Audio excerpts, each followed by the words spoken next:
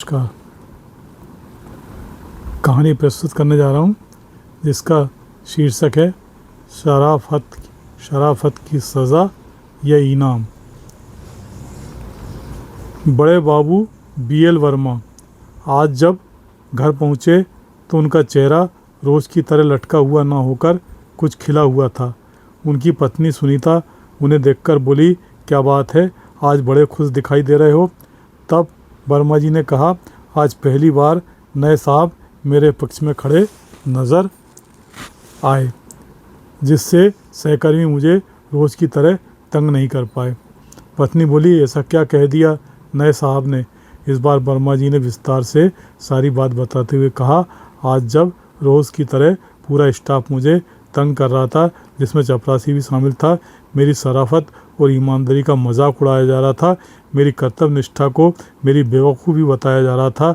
सब मेरी उपेक्षा कर रहे थे, कह रहे थे वर्मा जी बिना लिए दिए सबका काम कर देते हैं, चक्कर भी नहीं लगवाते, न खुशामद करते न करवाते। बड़े अजीब इंसान हैं, हम लोगों की तरह ऑफिस टाइम में गपशप नहीं करते। अरे चाय तक तो पीते नहीं हैं, तो पान सिगरेट की बात तो दूर की है, हमसे घुलने मिलने की कोशिश ही नहीं करते। सबसे पहले ऑफिस आते हैं और सबसे बाद में जाते हैं। जब वे सब ये बात करते हुए मेरी हंसी उड़ा रहे थे, तभी नए साहब रस्तोगी जी चैम्बर से बाहर आए।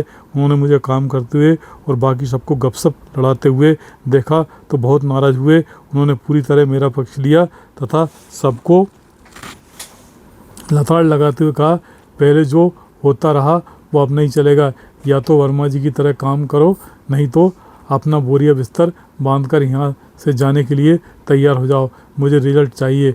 नए साहब की लताड़ से सबके चेहरे लटक गए थे। इसके साथ ही मेरे प्रति सबका रवैया और नज़रिया भी बदल गया था। अब मेरी सब हंसी उड़ाने की बजाय मुझसे सम्मान से बातें कर रहे थे। मेरे लिए उससे बड़ी खुशी की बात और क्या हो सकती है। वर्मा जी की बात सुनकर उनकी पत्नी भी खुश नज़र आने लगी थी। धन्यवाद।